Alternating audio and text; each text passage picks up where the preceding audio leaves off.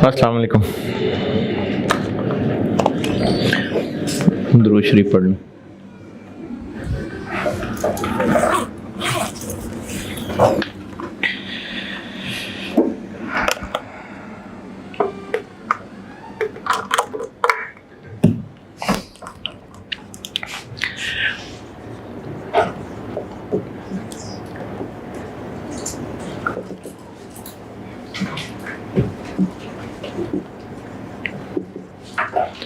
ये एक छोटा सा टॉपिक है, मैंने कहा मिड से वापस आ जाएं फिर इनकम स्टेटमेंट करा दूंगा।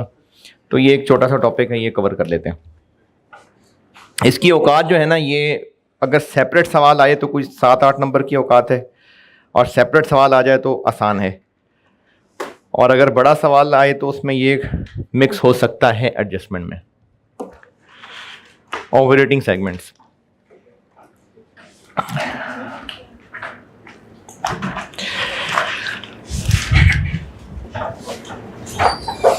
नेस्ले वाले क्या क्या बेचते हैं, क्या क्या प्रोडक्ट्स जहन में हैं जी? जूसेस हैं और वाटर हैं, डेयरी प्रोडक्ट्स हैं और स्नैक्स। नेस्ले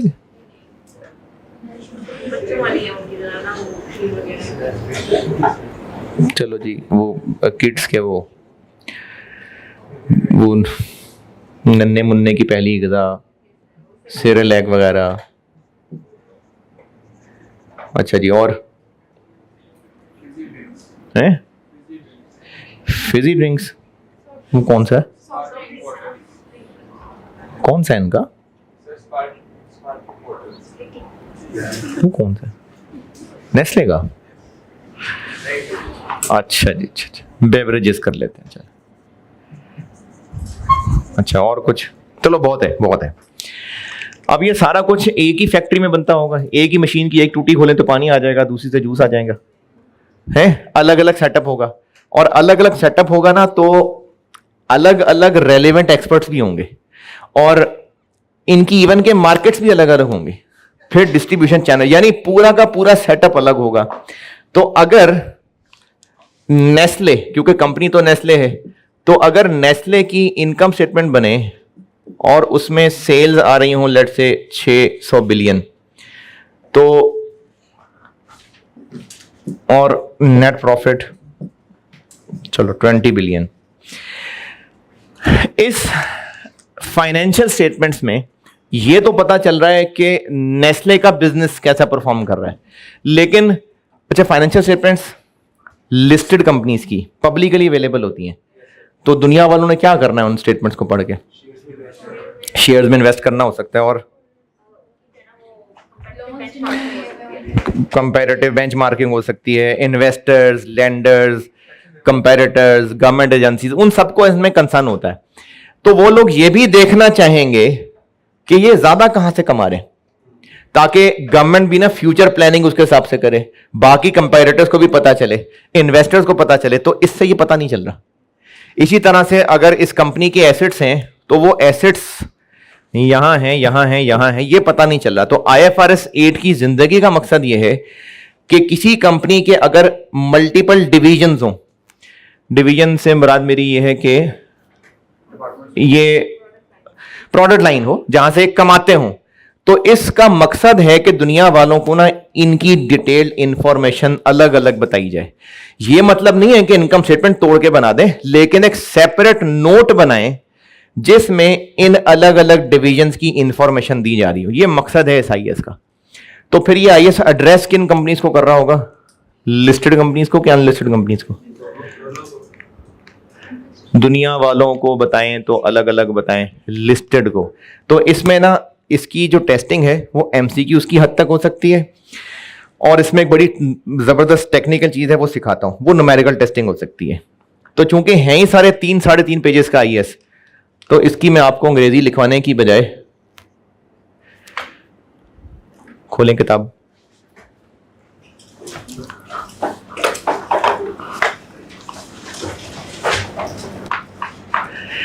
इसमें कुछ चीजें याद भी करनी है, एमसीक्यूज में काम आ सकती हैं, और कुछ चीजें इसमें न्यूमेरिकली जरूरी हैं।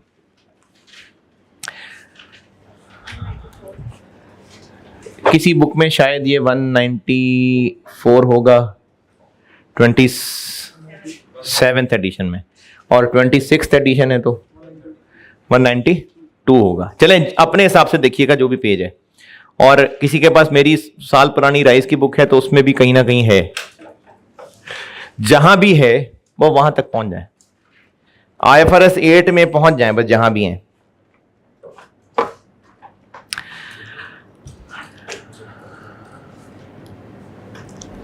पहुंचे? अच्छा, एक तो इसमें ये रटा नहीं, मैं आपको ना ये करता हूं कि इसमें जो चीजें लिखी हुई हैं उनकी आपको निचोड़ बता देता हूं। वो निचोड़ आप साइड पे उर्दू में, पंजाबी, पश्तो, इंग्लिश जैसे मर्जी लिख लें, तो फिर वो पूरी अंग्रेजी याद नहीं करनी पड़ेगी। स्कोप के अंदर जितना कुछ भी लिखा हुआ है इसकी निचोड़ है दो बातें। एक बात यह है कि ये IAS अप्लाई होगा लिस्टेड कंपनीज पे या जो लिस्टिंग के प्रोसेस में है। इस पूरे स्कोप में जितना कुछ लिखा हुआ है ना, स्कोप है ना शुरू में आधा पेज तकरीबन, इसमें जो कुछ भी है वो मैं आपको दो बातों में निचोड़ के दे रहा हूं। दिल करे इंग्लिश पढ़ने का, याद करने का तो बेशक कर लें, लेकिन इसका निचोड़ मैं दो बातों में बता रहा हूं। एक निचोड़ ये है कि ये IAS अप्लाई हो रहा है लिस्टेड कंपनीज या जो लिस्टिंग के प्रोसीजर में है, ये उन पे अप्लाई हो रहा है? अभी ये तो लिख लें, वो तो पिछली टाइम में लिखा होगा। दूसरा निचोड़, अगर वो लिस्टेड कंपनी कोई पेरेंट है तो फिर ये IAS उसकी अपनी फाइनेंशियल स्टेटमेंट्स पे नहीं, कंसोलिडेटेड फाइनेंशियल स्टेटमेंट पे लगेगा। दोबारा, ये जो स्कोप में जितना कुछ लिखा है ना, इसका निचोड़ दो बातें बता रहा हूं। पहली बात ये बताई है कि ये IAS लगेगा लिस्टेड कंपनीज पे या फिर वो कंपनीज जो लिस्टिंग के लिए जिन्होंने अप्लाई किया हुआ। और दूसरी बात ये बताई है कि अगर वो कंपनी कोई पेरेंट है तो फिर ये IAS उसकी सेपरेट फाइनेंशियल स्टेटमेंट्स पे नहीं लगेगा, कंसोलिडेटेड फाइनेंशियल स्टेटमेंट पे लगेगा। ये थोड़ी सी ऊंची बात है। इसका जवाब ये है कि जो पेरेंट किसी की सब्सिडी होती है ना, तो फिर वो कंसोलिडेटेड फाइनेंशियल स्टेटमेंट भी नहीं बना रही होती। जो परदादा होता है ना, वो कंसोलिडेटेड फाइनेंशियल स्टेटमेंट बना रहा होता है। एक तो बात ये बताई है कि ये IAS लिस्टेड कंपनीज पे लगता है या वो कंपनी जिन्होंने अप्लाई किया हुआ है। दूसरी बात ये बताई है कि अगर कोई कंपनी लिस्टेड है और वो एक पेरेंट है तो फिर ये अपनी सेपरेट फाइनेंशियल स्टेटमेंट भी बनाती होगी और कंसोलिडेटेड भी बनाती होगी। तो ये जो IFRS 8 है वो इस पे नहीं लगेगा, इस पे लगेगा। यानी IFRS 8 ने ना एक स्पेशल नोट बनवाना होता है, जो मैं भी बात कर रहा था, तो वो इसमें नहीं बनाना, वो इसमें बनाना होगा। ये स्कोप में जो लिखा हुआ है ये उसका निचोड़ है।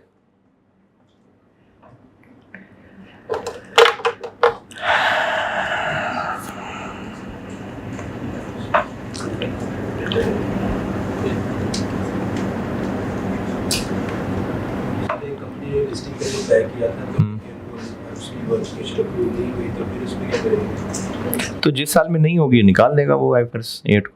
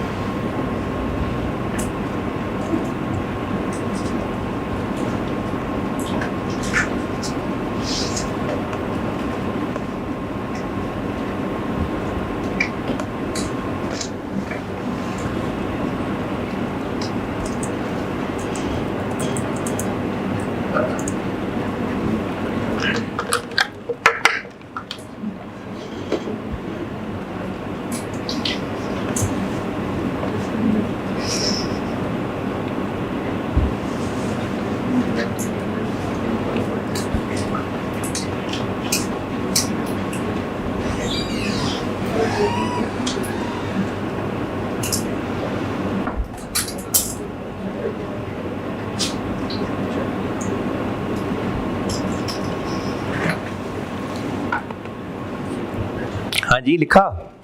चले, ये स्कोप का निचोड़ था। उसके बाद ऑपरेटिंग सेगमेंट की डेफिनेशन लिखी हुई है, इसको रट्टा लगा लें।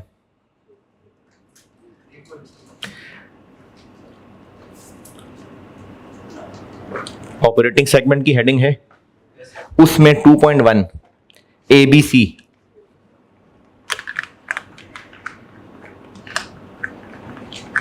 ये ऑपरेटिंग सेगमेंट की डेफिनेशन है, इसको रट्टा लगा लें। नहीं, थोड़ा सा नहीं, पूरा समझाता हूं, पहले आप पढ़ लें। ABC पढ़ लें एक बार, फिर समझाता हूं ये क्या लिखा हुआ है। अच्छा चलें, पहले इधर सुने।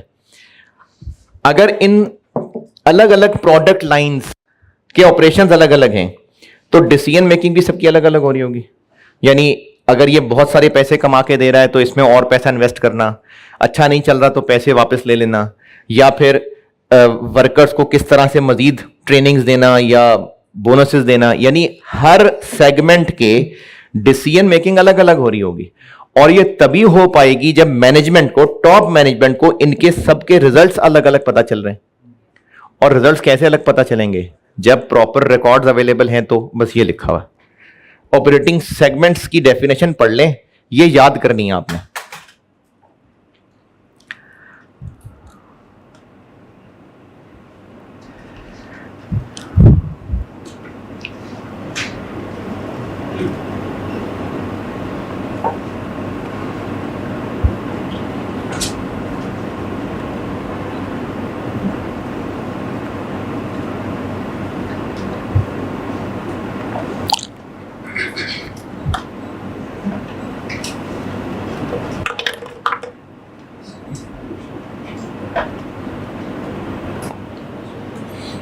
पढ़ लिया? कुछ टूटा फूटा समझ आया कि टूटा फूटा भी नहीं आया? Point A, that an operating segment is a component, यानी एक डिवीजन, कौन सा?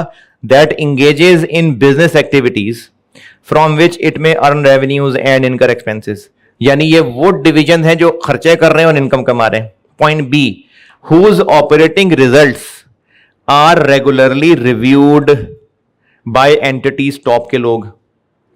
किस लिए? ताकि वो ये देख सकें to make decisions about resources to be allocated and assess its performance. और ये सब कब कर पाएंगे? For which discrete financial information is available. ये करने हैं आपने याद, रट्टा। जो निचोड़ बता सकता हूं निचोड़ बताऊंगा, जो याद करने को कह रहा हूं वो याद करिए। ये 2.1 याद कर लें सारा। अच्छा, सी के नीचे एक 1.5 लाइन लिखी हुई है, सी के जस्ट नीचे, इसका निचोड़ बता देता हूं। इससे मुराद है कि अगर इनमें से कोई डिवीजन अभी नया खोला है, तो है वो प्रॉपर डिवीजन, लेकिन अभी नया खोला है, अभी उसने कमाना शुरू नहीं किया, फिर भी वो ऑपरेटिंग सेगमेंट है।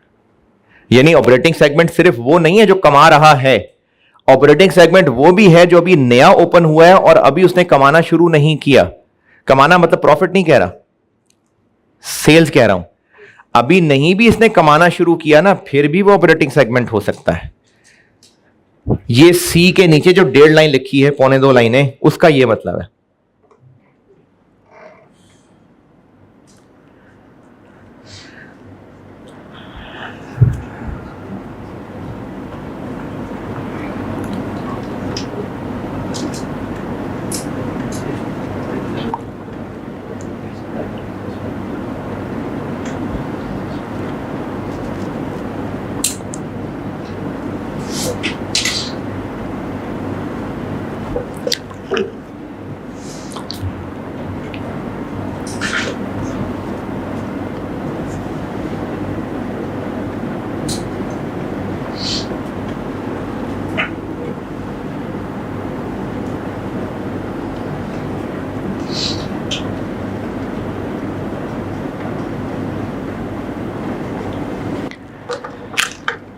हाँ जी, 1.5 लाइन पढ़ लिया। उसके बाद जो पैराग्राफ लिखा हुआ है 2.2, उसका सिर्फ इतना निचोड़ काफी है कि इस कंपनी में ये अलग अलग डिवीजन ही होंगे, कोई हेड ऑफिस नहीं हो सकता। इसका हेड ऑफिस भी होगा, फिर इसका हो सकता है कोई अलहदा से मार्केटिंग ऑफिस भी हो, और भी इसी तरह के ऑफिसेज हो सकते हैं। यानी किसी भी बिजनेस ऑर्गेनाइजेशन में सिर्फ ऑपरेटिंग सेगमेंट्स ही नहीं होते हैं, हेड ऑफिस वगैरह भी हो सकता है। ये लिखा हुआ है 2.2 में।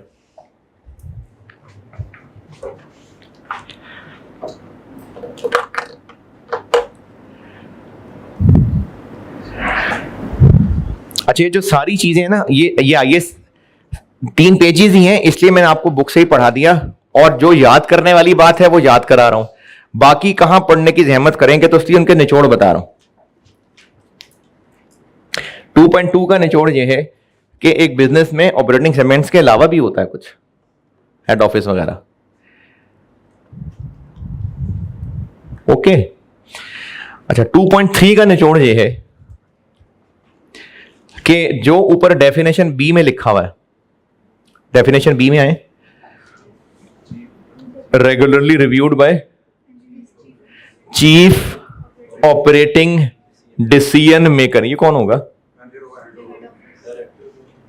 ये 2.3 में लिखा हुआ है कि जरूरी नहीं कि ये कोई बंदा है, ये कोई डिपार्टमेंट भी हो सकता है, यानी कोई बोर्ड भी हो सकता है, सीईओ भी हो सकता है, कोई हर एक का डायरेक्टर भी हो सकता है, कोई बोर्ड ऑफ डायरेक्टर्स हो सकता है। तो चीफ ऑपरेटिंग डिसीजन मेकर का मतलब कोई एक इंडिविजुअल होना जरूरी नहीं है, कोई ग्रुप ऑफ पीपल भी हो सकता है।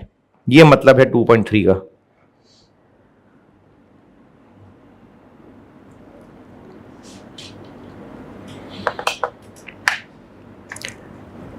चीफ ऑपरेटिंग डिसीजन मेकर कोई एक बंदा भी हो सकता है और ग्रुप भी हो सकता है, यानी सीईओ भी हो सकता है और कोई बोर्ड ऑफ डायरेक्टर्स भी हो सकता है।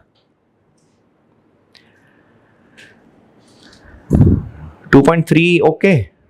2.4 बकवास है, दफा करें।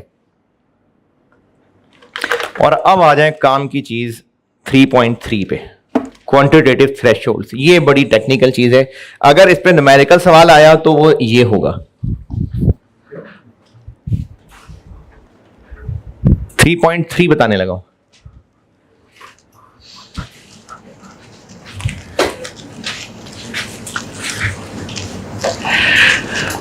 अच्छा, IFRS 8 का मकसद क्या है जिंदगी का?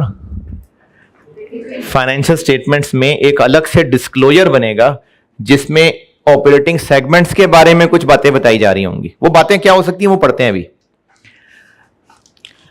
एक बिजनेस के सेगमेंट्स थे A B C D E F।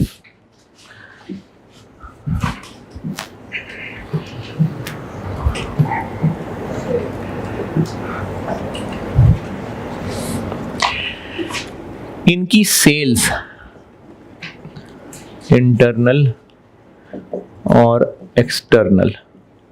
Internal sales क्या होंगी भाई? इंटरनल सेल्स को नहीं, पेरेंट सब्सिडी नहीं, कंपनी एक ही है। एक सेगमेंट दूसरे सेगमेंट को चीजें बेच सकता है, हो सकता है एक का जो प्रोडक्ट है दूसरे का वो रॉ मटेरियल हो, ऐसा हो सकता है। तो ये इंटरनल और एक्सटर्नल है। अच्छा जी, नहीं, प्रोसेस 1 प्रोसेस 2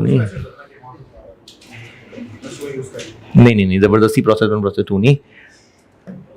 240 180 30 25 150 और 15 और 20। अच्छा, इसका टोटल करिएगा।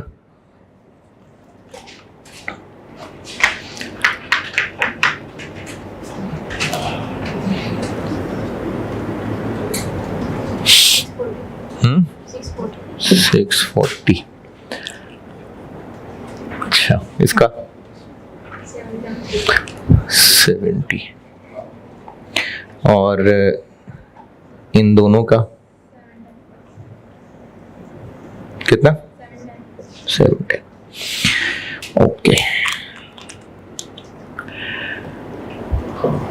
टोटल एसेट्स 500 300 60 और 45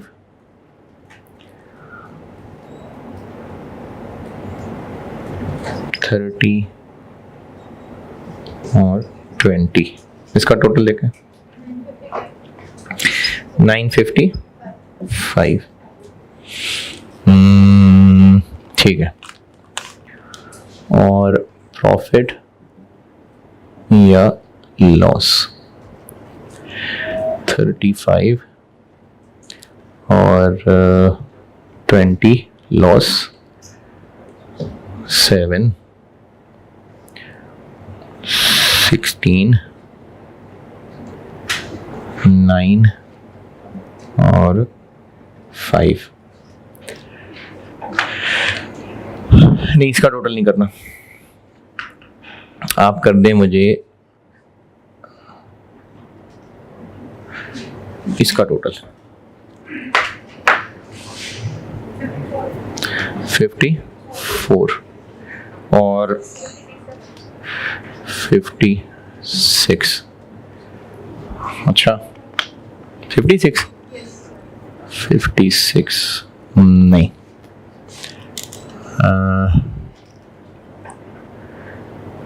75 अब 96।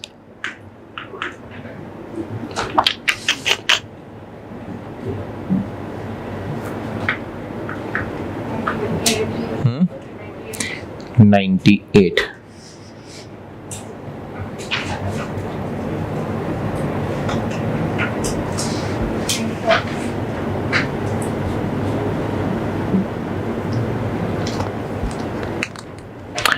और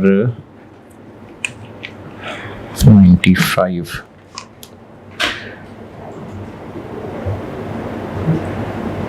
ये मैंने क्या लिखा होता था 20।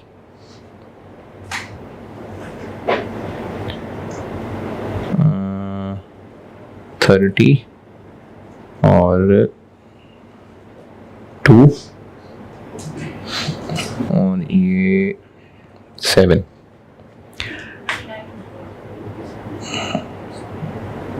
39। चले,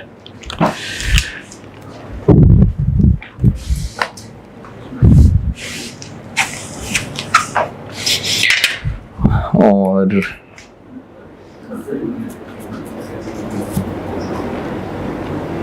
चलो ठीक है, एक बिजनेस के ये 6 ऑपरेटिंग सेगमेंट्स हैं और इस पूरे बिजनेस में बस सेगमेंट्स ही हैं, कोई हेड ऑफिस वगैरह नहीं होगा। है, मैंने अभी सिर्फ ये सेगमेंट्स लिखे हैं। अच्छा, आपने शायद कभी इस चीज को नोट किया हो कि कोई फैमिली गैदरिंग्स में आपकी अम्मा अब्बा जब अपने बच्चों का तारुफ करा रहे हैं तो वो सबका नहीं करवाते हैं, सारे अच्छे होंगे फिर, हाँ जी, सबका करवाते हैं। जो अच्छे हैं ना उसका तारुफ ज्यादा वैसे तो बताएंगे, मतलब ओन करते हैं, ये नहीं कि ओन ही नहीं करते, किसका बच्चा है ऐसे नहीं, ओन करते हैं, लेकिन ज्यादा बातें किसकी बताएंगे, जो अच्छा होगा। आपकी भी उन्होंने बातें बतानी शुरू की होंगी, फिर 1 अटैम्प्ट, फिर 2 अटैम्प्ट, फिर 3 अटैम्प्ट, फिर 4 अटैम्प्ट, फिर बातें बतानी छोड़ दी होंगी। तो है औलाद सारी, लेकिन सबके बारे में उनको लोगों को बताने की जरूरत नहीं है। बताएंगे उसके बारे में जो बताने के काबिल भी हुआ कुछ। तो ये हैं ऑपरेटिंग सेगमेंट्स, इससे इनकार नहीं है, ये ऑपरेटिंग सेगमेंट्स हैं। लेकिन IFRS 8 की जिंदगी का मकसद क्या है कि ऑपरेटिंग सेगमेंट्स के बारे में कुछ इंफॉर्मेशन दुनिया वालों को बतानी है। तो इंफॉर्मेशन भी तो उन्हीं सेगमेंट्स की बताए ना जो इस काबिल है कि उनकी इंफॉर्मेशन दी जाए। तो ऑपरेटिंग सेगमेंट्स तो सारे हैं, लेकिन सब बताने के काबिल नहीं है। तो जो बताने के काबिल हैं उनको कहते हैं रिपोर्टेबल सेगमेंट्स। रिपोर्टेबल वो सेगमेंट जो रिपोर्टेबल भी हैं। सेगमेंट सारे हैं, ऑपरेटिंग सेगमेंट सारे हैं, लेकिन रिपोर्टेबल हैं कि नहीं, इसके लिए IAS ने 3 क्राइटेरिया बताए। और वो जो 3 क्राइटेरिया हैं उनमें से कोई एक पूरा हो जाए, उनमें से कोई एक, तीनों पूरे नहीं होने चाहिए, कोई एक पूरा हो जाए। नहीं, मतलब तीनों पूरे नहीं होने चाहिए से मेरी मुराद यह है कि तीनों का पूरा होना लाजमी नहीं है, कोई एक पूरा हो जाए तो वो इनमें से रिपोर्टेबल बन जाएगा। पहला क्राइटेरिया, सेल्स चाहे इंटरनल चाहे एक्सटर्नल, इसकी 290 है, इसकी 170 है। 710 ये क्या बना, इनकी सेल्स का टोटल, इंटरनल एक्सटर्नल दोनों। 710 का 10% 71। जिसकी सेल 71 या उससे ज्यादा है वो काबिले जिक्र है।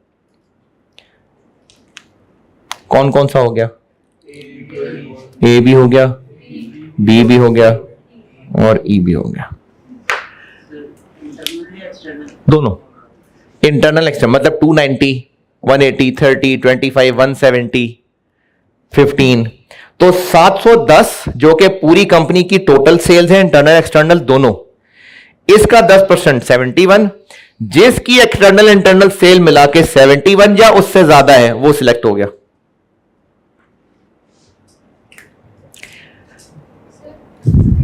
इंटरनल तो यही है ना कि उसी सेगमेंट में हमारे कोई एक सेगमेंट है उसमें जा रहे हैं। हाँ, तो उस बेचारे की तो मेहनत है ना, मतलब दूसरे को वो बेच रहा है तो मेहनत तो उसकी है ना। टोटल एसेट्स सेम क्राइटेरिया, इन सब सेगमेंट्स के एसेट्स का टोटल।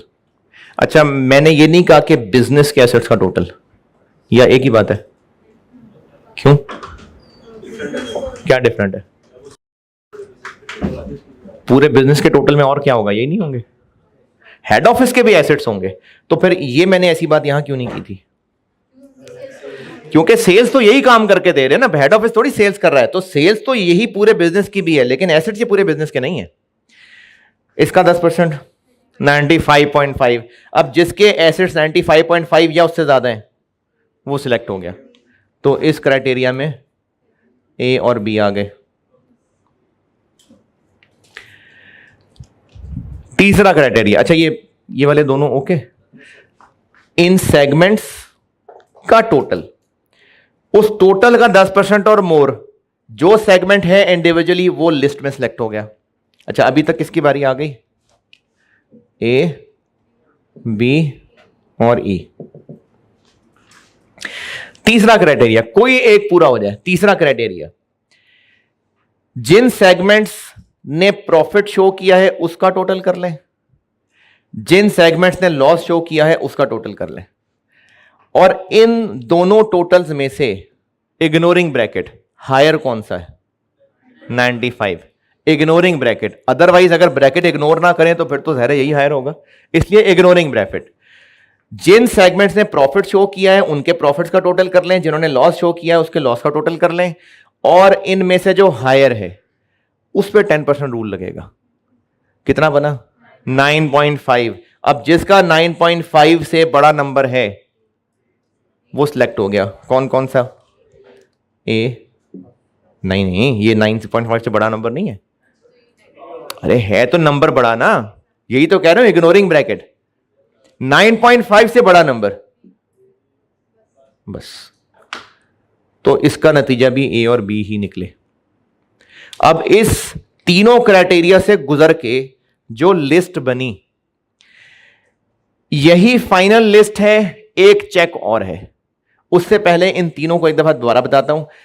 सारे सेगमेंट्स की इंटरनल एक्सटर्नल सेल्स का टोटल करें, उस टोटल का 10% लें। जिसकी सेल्स उस 10% या उससे ज्यादा हैं वो सिलेक्ट हो गया।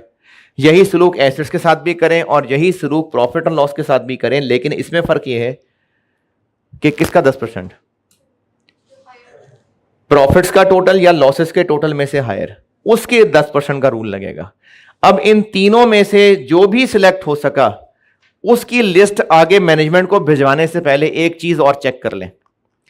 ये जो अब चीज चेक होने लगी है ना, वो इन लिस्ट को फाइनल करने से जस्ट पहले का एक चेक है।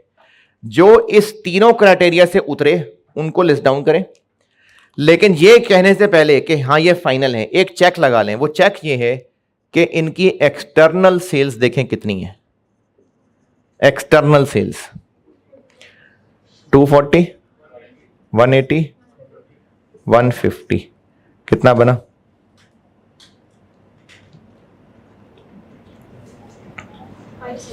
570। ये 570 इसका कितने परसेंट है? इसका किसका? एक्सटर्नल सेल्स का कितना? 75% है। बस ये लिस्ट फाइनल है। 75% है तो लिस्ट फाइनल है। अगर 75% से कम होता तो फिर लिस्ट फाइनल ना होती, कुछ फालतू सेगमेंट्स भी कुछ भी जोड़ तोड़ करके वहां डालने पड़ते हैं। जैसे मिसाल के तौर पे किसी कंपटीशन के लिए टीम तैयार हो रही है, चुन के लोग मुश्किल से 8 पूरे हुए, अब टीम तो भेजनी है, तो बाकी 3 फालतू जोड़ेंगे और टीम भेजेंगे। तो इसलिए जब एक लिस्ट बन गई, कैसे बनी लिस्ट? इन तीनों क्राइटेरिया में से कोई भी पूरा हो जाए, और वो पूरा होने के बाद जब लिस्ट फाइनल होने लगे तो उसको फाइनल करने से पहले एक चेक लगा के देख लें कि इनकी जो एक्सटर्नल सेल्स है वो कंपनी की एक्सटर्नल सेल्स का 75% है। अगर है तो बस ये लिस्ट फाइनल है, और अगर नहीं है तो कुछ और छोटे मोटे भी साथ मिला लें। अब वो छोटे मोटे कौन से साथ मिलाने हैं, ये कौन फैसला करेगा? स्टूडेंट। ये स्टूडेंट फैसला करेगा, ये मैनेजमेंट फैसला करेगी। तो अब आप एक काम ये करें कि पहले तो 3.3.1 और 3.3.2 ये पढ़ लें।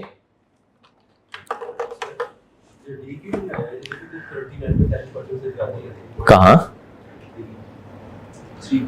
नहीं, इसका 10%, इनमें से जो हायर है इसका 10% देखना। पहले तो 3.3.1 और 3.3.2 इसकी अंग्रेजी पूरी पढ़ लें। ये रट्टा लगाने की जरूरत नहीं है, ये बस आपको कॉन्सेप्ट्स याद रखना है। अंग्रेजी पढ़ के समझ आ रहा है तो ठीक है, नहीं तो जो समझाया है वो समझ आ गया तो बहुत है।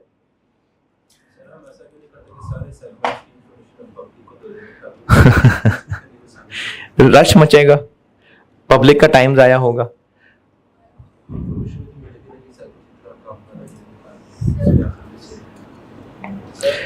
नहीं, इंफॉर्मेशन तो मिलेगी, लेकिन काम की इंफॉर्मेशन भी है कि नहीं है? टाइम जाया होगा ना, टाइम जाया होगा ना।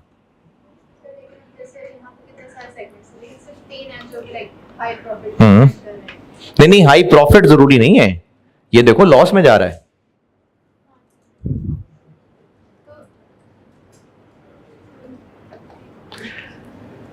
ये सवाल है कि लॉस वाला क्यों बताना है? मनहूस भी तो बताना है ना लोगों को कि ये मनहूस है, इधर ना आना। तीनों में से कोई एक। हाँ,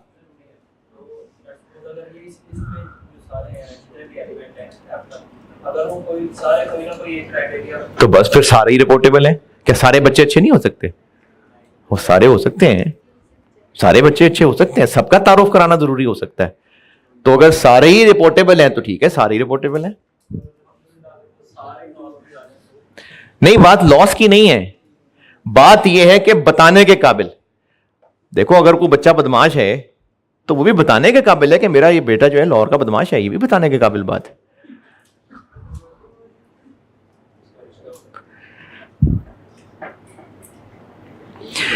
थ्री 3.3.2 ये इसकी अंग्रेजी पढ़ लें। और अंग्रेजी पढ़ने को इसलिए कह रहा हूं कि एक बार जरा डबल चेक हो जाएगा कि आपको सही समझ आया कि नहीं।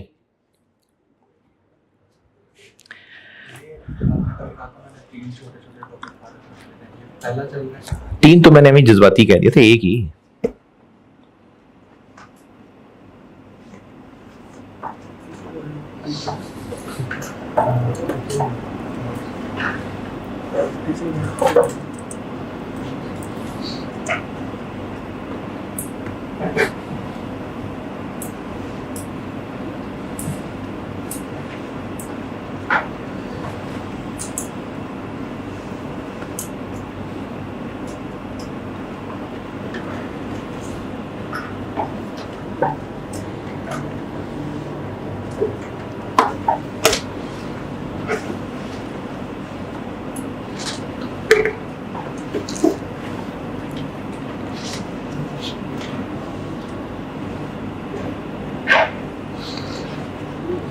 हाँ भाई,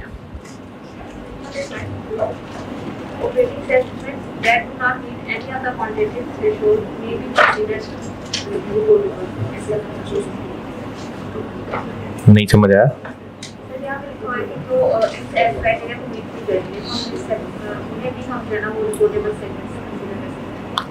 अगर अगर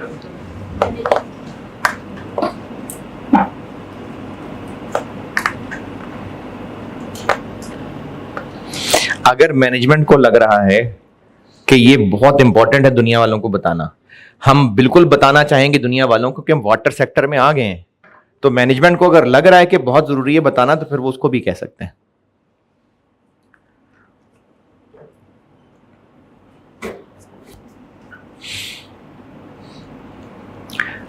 हाँ जी, पढ़ने को कहा था।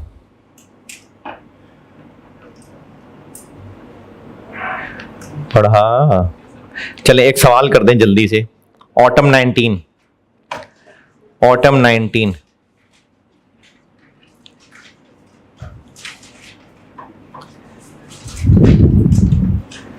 किस नाम से है? Diamond limited. कर दें सॉल्व जल्दी से, ज़बानी ज़बानी हो जाएगा वैसे, लेकिन अपने आप को उसकी ज़बानी रीजन जरूर बताएं। ऑटम 19 डायमंड लिमिटेड कर दें सॉल्व।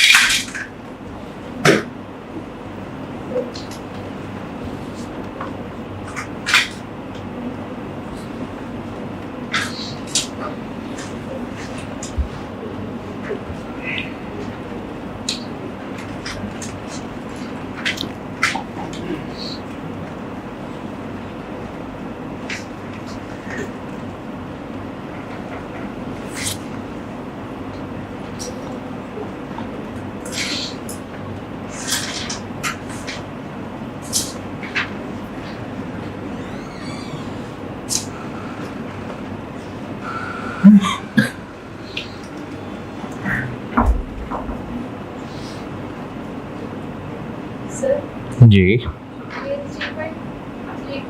में यहाँ पे मैंने लिया है total external revenue reported by operating segments constitutes less than 75% of the entity's revenue. Entity's external revenue. Business का रेवेन्यू क्या होगा? 710 या 640? बिजनेस का ये रेवेन्यू थोड़ी है, ये था इनका। देखें ए क्राइटेरिया में भी उसने एंटिटीज रेवेन्यू ही लिखा है, लेकिन कॉमा लगा के और भी चीज लिखी है ए में, क्राइटेरिया ए में। हाँ, ए में उसने कहा इंटरनल एंड एक्सटर्नल दोनों कहे हैं, लेकिन वो जो 75% वाली बात है उसमें सिर्फ इतना कहा है कि एंटिटी का रेवेन्यू, तो एंटिटी का रेवेन्यू तो है ही 640। एंटिटी के पॉइंट ऑफ व्यू से 70 कुछ है ही नहीं, तो इसलिए 640।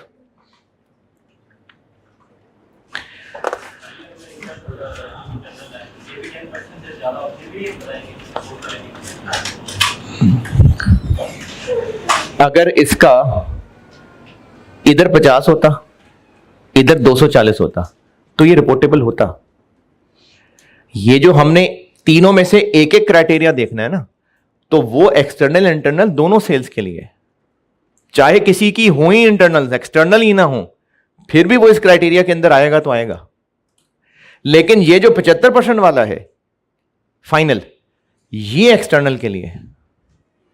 अच्छा, बाकी लोग भी देखें, जब हम इंडिविजुअली क्राइटेरिया देख रहे हैं ना, तो यहां पर इंटरनल एक्सटर्नल दोनों की सेल्स की बात हो रही है, लेकिन जब हम ये फाइनल वाला चेक देख रहे हैं, वो सिर्फ एक्सटर्नल रेवेन्यू की बात हो रही है। ऑटम 19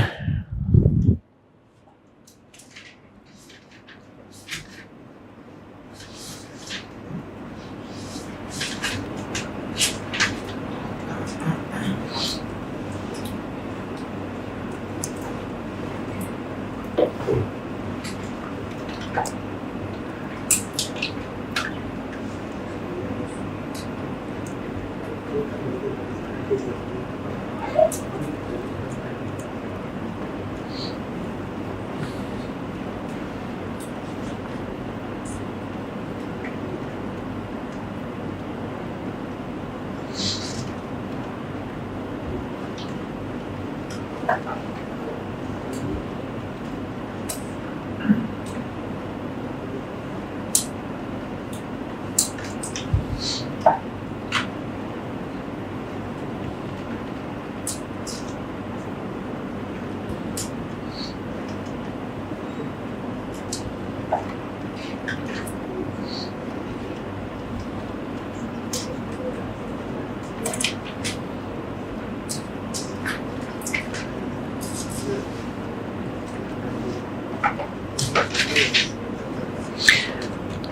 हाँ जी, ऑर्डर 19।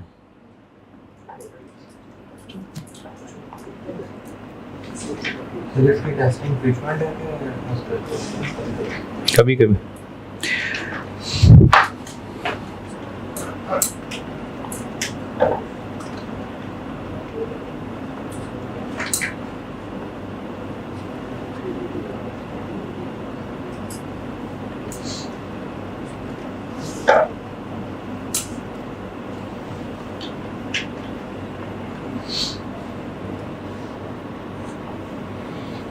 इतनी लंबा सवाल तो नहीं था।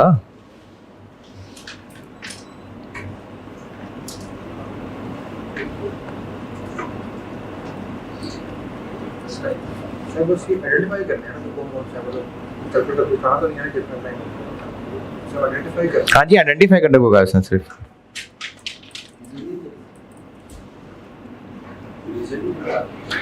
सवाल में कहा गया है? नहीं, आपने पूछा क्या है? नहीं, कैलकुलेट करके दिखाने में आप सिर्फ जस्टिफिकेशन देंगे ना कि इसका रेवेन्यू 10% से ज्यादा है। अब वो कैलकुलेट कैसे किया वो दिखाने की जरूरत नहीं है।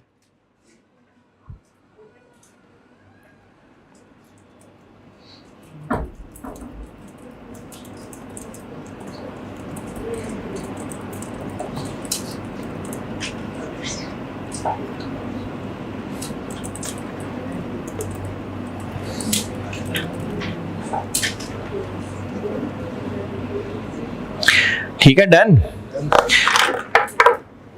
अच्छा, अगर ये 89 ना होता, 49 होता, फिर अगर ये 75 नहीं 49 होता, तो फिर और सेगमेंट्स ढूंढते। अच्छा, और सेगमेंट्स कैसे ढूंढते? मैनेजमेंट कोई ना कोई जोड़ तोड़ करती। एक हल ये भी हो सकता था कि दो को मिला लेते, यानी सी एंड ई कर लेते, सी एंड डी कर लेते। अब वो जो मिलाना है वो किस बेस पे मिलाना है, या फिर वैसे ही मजबूरी के तहत नहीं, वैसे ही अगर बिजनेस चाहे तो इस लिस्ट में से एक या दो को कंबाइन कर सकते हैं। देखें, एक है मजबूरी के तहत अब इनमें से जबरदस्ती निकालना, एक है मैनेजमेंट वैसे ही ऑपरेटिंग सेगमेंट्स ई और एफ कर ले, सी एंड ई कर ले। वो किस बेस पे करना है, ये आपने करने हैं पॉइंट्स याद, ये एमसीक्यूज में टेस्ट हो सकते हैं। ये है जी aggregation criteria, heading 3.2, heading 3.2 aggregation criteria कि मैनेजमेंट चाहे तो ऑपरेटिंग सेगमेंट्स को कुछ कंबाइन करके भी लिख सकते हैं। इसमें आप देखें, आपको 6 पॉइंट्स 5 पॉइंट्स लिखे नजर आ रहे हैं। क्या कि किन फैक्टर्स की बेस पे ये याद करने हैं, ये एमसीक्यूज में पूछे जा सकते हैं।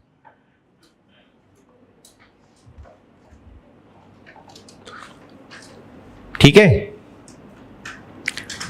ओके। चलें, अब लास्ट चीज इसके डिस्क्लोजर्स।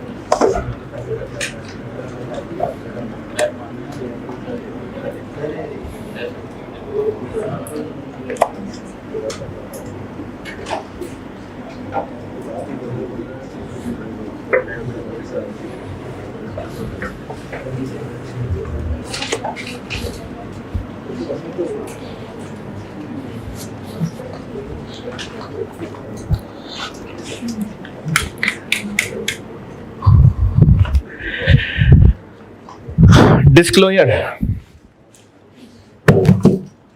अच्छा, अब डिस्क्लोजर में ना मैं आपको दिखाता हूं ये डिस्क्लोजर हैं क्या, ये आपने याद करने हैं, रट्टा नहीं। इनकी मेन चीजें बस याद, जैसे आप इसमें ये याद कर लेंगे प्रोडक्ट्स की टाइप्स बतानी है बस, यानी बजाय इसके कि आप इसको रट्टा लगाएं, आपने बस ये बताना है कि जनरल इंफॉर्मेशन के अंदर प्रोडक्ट की टाइप्स बतानी है, मैनेजमेंट कैसे फैसला करती है। इस पूरे के अंदर से ये 4 लाइनें रटनी नहीं है।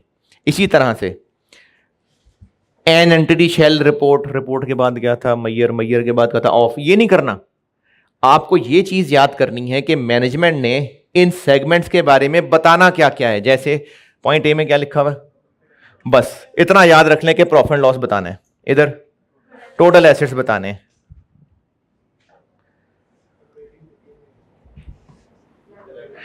इस तरह से करना है याद कि इन सेगमेंट्स के बारे में डिस्क्लोज क्या क्या करना है। तो रट्टा नहीं लगाना है इसको, आपने इनमें से ना कीवर्ड्स याद करना है कि डिस्क्लोज क्या करना है।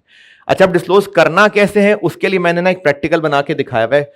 इन्हीं में एक आखिरी सवाल होगा, क्वेश्चन 10। Question 10 pure limited. एक बार सवाल पढ़ लें, फिर मैं सामने ना बोर्ड पे उसका सॉल्यूशन दिखाता हूं। सवाल पढ़ लें एक बार। क्वेश्चन 10 होगा प्योर लिमिटेड, और जिनके पास मेरी साल पुरानी बुक है राइस की, उसमें शायद 3 था। प्योर लिमिटेड के नाम से एक सवाल है। ये मैंने ना असल में नेस्ले की फाइनेंशियल स्टेटमेंट देख के ना, तो एमी नाम शाम चेंज करके, वैल्यूज चेंज करके, तो ये एक सैंपल बनाया था मैंने। सवाल एक दफा पढ़ लें, फिर मैं आपको डिस्क्लोजर सिखाता हूं। अच्छा, अभी जबानी सिखाऊंगा, जबानी काफी है, लेकिन एक सवाल है मेरे प्लान में कंपनी अकाउंट्स का, उसमें मैं लिख के बताऊंगा, ये यानी बोर्ड पे लिखे हुए वाली प्रैक्टिस भी कराऊंगा, लेकिन अभी जबानी चल जाएगा। सवाल पढ़ लें हैं। हाँ हाँ, वो जब कंपनी अकाउंट्स पढ़ाऊंगा आखिर में तब।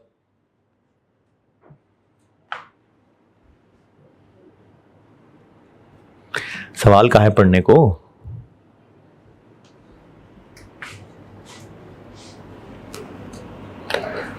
सवाल कहाँ है पढ़ने को?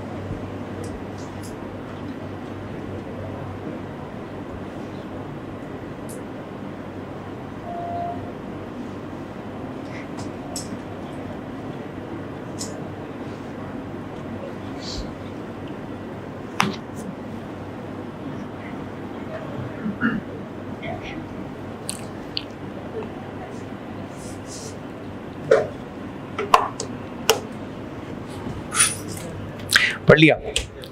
अच्छा, डिस्क्लोजर में ना एक नोट बनता है ऑपरेटिंग सेगमेंट्स का, जिसमें बताना क्या क्या होता है। एक तो थोड़ी सी अंग्रेजी बतानी होती है कि हम क्या बेचते हैं, क्या क्या बेचते हैं, क्या सेगमेंट्स बनाए हुए हैं। आपको कैसे पता चलेगा? सवाल में बताया होगा। फिर अब हमने बताना क्या क्या है, सब सेगमेंट्स का, ईच रिपोर्टेबल सेगमेंट, रिपोर्टेबल वो जो अभी ए बी और ई था, हर रिपोर्टेबल सेगमेंट का, और ये एक टेबुलर फॉर्मेट में बनाना आसान रहता है। क्या बताना है? Profit loss, assets, liabilities. इसके अलावा ऑल्सो क्या? External revenue, internal revenue, interest income, interest expense, depreciation, income tax expense. Profit loss, assets, liabilities, depreciation, interest expense, interest income, external sales, internal sales और टैक्स एक्सपेंस। क्या जी? Any other material item. कोई अगर management को लगे, अब student को क्या पता, स्टूडेंट ने तो ये नाम ही याद रखना है ना, कोई अगर मैनेजमेंट को लगता है कि कोई और चीज भी बतानी है तो बता दे, मैनेजमेंट की मर्जी।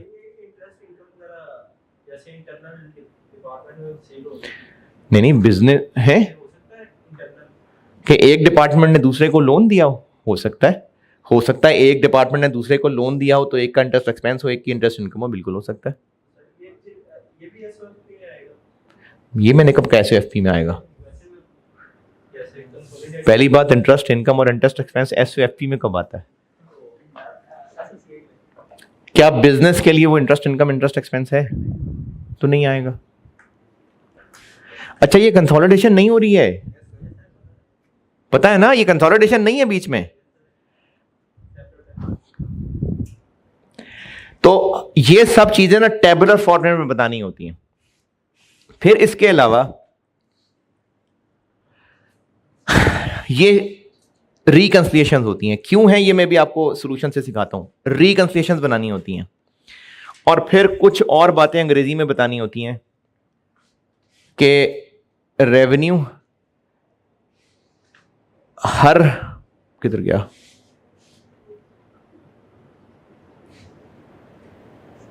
रेवेन्यू तो चलो हो ही गया, लोकल भी और फॉरेन भी, लोकल भी और फॉरेन भी, और नॉन करंट एसेट्स।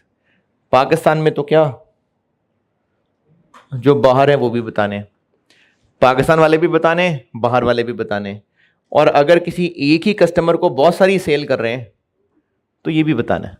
ये आईएएस की लिस्ट है डिस्क्लोजर्स की। अब इसको कैसे शो करें ये मैंने आपको एग्जांपल बना के दिखा दिया। यही जो सवाल पढ़ाया है ये उसका सलूशन है। कंपनी के कौन कौन से सेगमेंट्स हैं, सॉल्यूशन ये सामने देख लेना, सवाल सामने रखें, सॉल्यूशन ये देखें। जितने सेगमेंट्स हैं उनकी सलाम दुआ हो गई। कौन से सेगमेंट्स हैं, क्या करते हैं, किस तरह से ये लोग मैनेजमेंट मॉनिटर कर रहा होता है, ये आपको कैसे पता चलेगा, सवाल में दिया होगा। उसके बाद वो जो मैंने लिस्ट बताई थी, हर रिपोर्टेबल सेगमेंट की ये चीजें अलग अलग बतानी है, आपको कैसे पता चलेंगी, दी होंगी। इन सेगमेंट्स की ये इंफॉर्मेशन लिखी, ये हो गया टेबुलर फॉर्मेट। देखो डेप्रिसिएशन, इंटरेस्ट वगैरह सब। ये जो सेल्स हैं ये इनकम स्टेटमेंट के फेस पे भी आ रही होंगी या नहीं? इनकम स्टेटमेंट की फेस पे यही 12,900 आ रहा होगा, नहीं?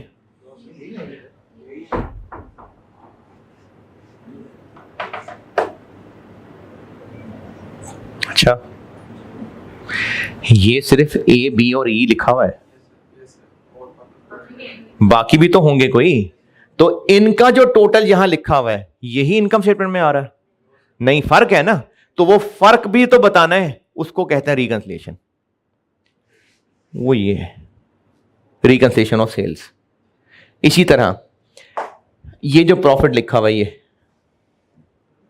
ये इन तीनों का टोटल प्रॉफिट है। इनकम स्टेटमेंट में भी उतना ही प्रॉफिट आ रहा होगा, क्यों नहीं? बाकी सेगमेंट्स भी हैं और हेड ऑफिस के भी एक्सपेंसेस हैं, वो भी हेड ऑफिस के एक्सपेंसेस है ना। तो ये वाला जो प्रॉफिट है और इनकम स्टेटमेंट वाला जो प्रॉफिट है वो सेम नहीं है। क्यों फर्क है? बाकी सेगमेंट्स और हेड ऑफिस के एक्सपेंसेस, तो उसको भी टैली करके दिखाना होता है, इसको रिकंसिलिएशन कहते हैं।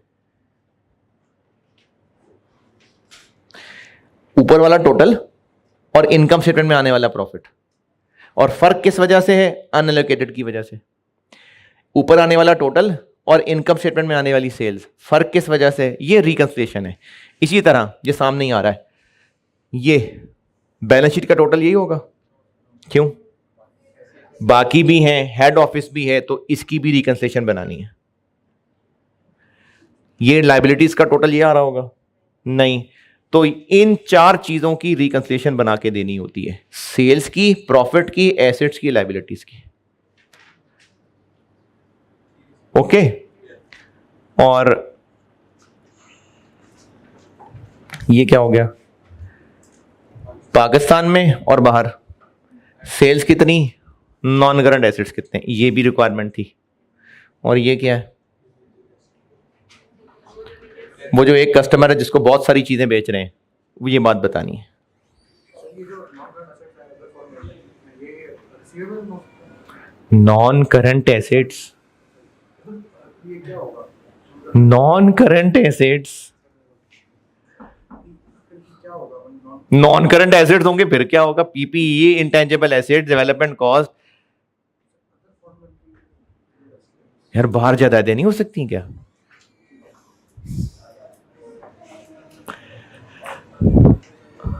ये नोट है इसका। अच्छा, एक करते हैं सवाल आप लोग, अभी ऐसे ऐसे हो जाएगा ऐसे। ऑटम 20 देखें, इधर जबानी जबानी दिखाता हूं। ये ऑटम 20 है, रोशनी लिमिटेड। कंपनी की इंफॉर्मेशन है इस पहले पैराग्राफ में, फिर फाइनेंशियल स्टेटमेंट से फिगर्स ली हुई हैं। ये है पूरी कंपनी की, पूरी पूरी कंपनी की इंफॉर्मेशन। ये कंपनी की इंफॉर्मेशन दी हुई है। एक कस्टमर को बहुत सारी सेल हो रही हैं, फिर उसके अलावा कंपनी की स्टेटमेंट से एसेट्स वगैरह सब बताए हुए हैं। ये हो गई कंपनी की इंफॉर्मेशन। फिर उन्होंने कहा है कि एक अकाउंटेंट ने ना डिस्क्लोजर बना के दिया है ये, और आपसे कह रहे हैं कि इसको बुरा भला कहें। क्या बताएं? ये बस टोटल ये नोट बना हुआ है। हाँ जी, रिकंसाइल तो बड़ी दूर निकल गए। जनरल इंफॉर्मेशन नहीं दी हुई कि कैसे रिपोर्टेबल सेगमेंट्स होते हैं, कैसे फैक्टर्स पे बनते हैं। और थोड़ा नीचे चले, रिपोर्टेबल आएंगे सर। वो तो चलो एक हो गई बात। और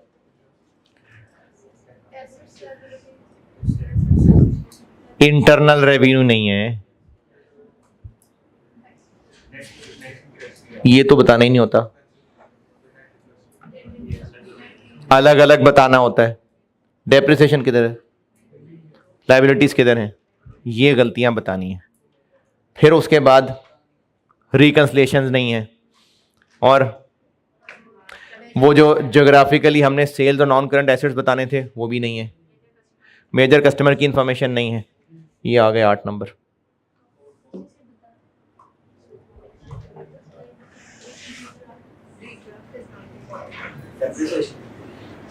बड़ी जल्दी, हाँ तो मैं तो वो वहां कर भी आया एडेप्शन की बात। ये हो गया चैप्टर, यही था, इतना ही था। हाँ हो गया। इसका एक सवाल मैं खुद बोर्ड पे कर लूंगा आपको कंपनी अकाउंट्स पढ़ाते हुए। ये चलें जाते जाते बैग बंद करते करते ये भी देखते जाएं। ये देखें छोटे से हैं थोड़े से। अच्छा चलें उल्टा शुरू कर देते हैं और बताएं। ये ले, यहां से शुरू करते हैं। ये तो आप कर ही लेंगे, ये 14 भी हो जाएगा। ये ले,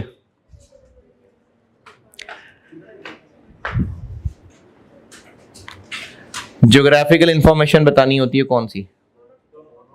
दोनों बताने होते हैं, एक्सटर्नल रेवेन्यू भी और नॉन करंट एसेट्स भी, दोनों बताने होते हैं।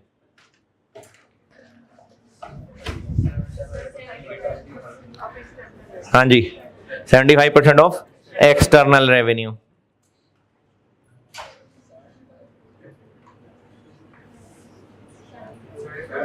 $75, $10, ये तो आप कर ही लेंगे।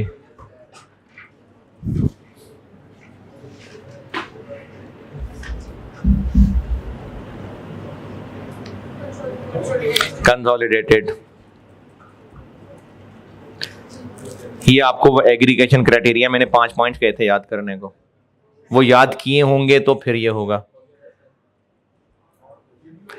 नहीं ये नहीं हो गया, ये अच्छी बात है। हेड ऑफिस के खर्चे अगर रीजनेबली बांट सकते हैं ना, रीजनेबली, तो बांटे जाएंगे।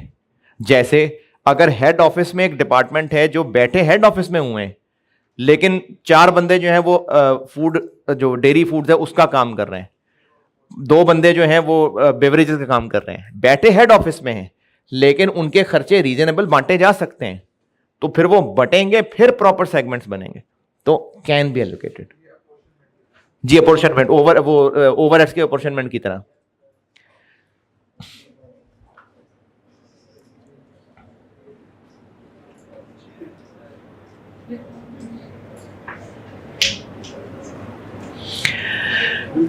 वो सेगमेंट जिसने अभी रेवेन्यू कमाना शुरू करना है,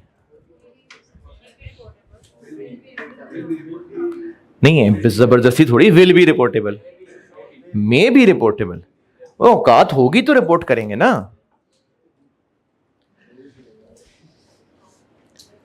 ये नहीं पूछा कि वो ऑपरेटिंग सेगमेंट होगा कि नहीं, क्या पूछा है रिपोर्टेबल होगा कि नहीं, तो विल बी रिपोर्टेबल नहीं, मे बी रिपोर्टेबल। एसेट्स नहीं हो सकते उसके, हाँ एसेट्स वाले क्राइटेरिया पे आ सकता है।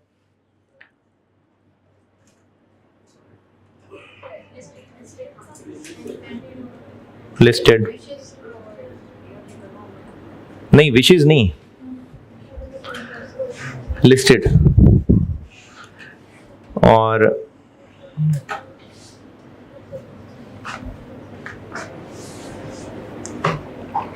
वो कह रहे हैं कि अगर एक सेगमेंट हो जो जीता ही दूसरों के लिए हो, वो दूसरे सेगमेंट्स को ही बेचता हो, बस उसकी हो ही सिर्फ इंटरनल सेल्स, तो रिपोर्टेबल होगा या हो सकता है? ये मस्त तो नहीं है ये।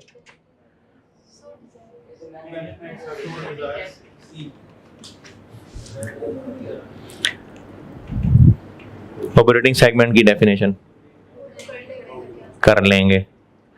ये ऑपरेटिंग सेगमेंट्स का कॉन्सेप्ट बताया हुआ है कि ऑपरेटिंग सेगमेंट का डिस्क्लोजर बनाने से क्या फायदा होगा, ताकि हम जो लोग छोड़ गए उनकी इंफॉर्मेशन दें। तो ये तो नहीं है, सेगमेंट की परफॉर्मेंस पता चल सके, बिल्कुल ठीक है, बाकी सब ठीक है। लें जी, IFRS 8 डन, खत्म। अब आप जब आएंगे अगले हफ्ते तो फिर इनकम स्टेटमेंट दोबारा शुरू करते हैं। ठीक है जी, अल्लाह हाफिज़।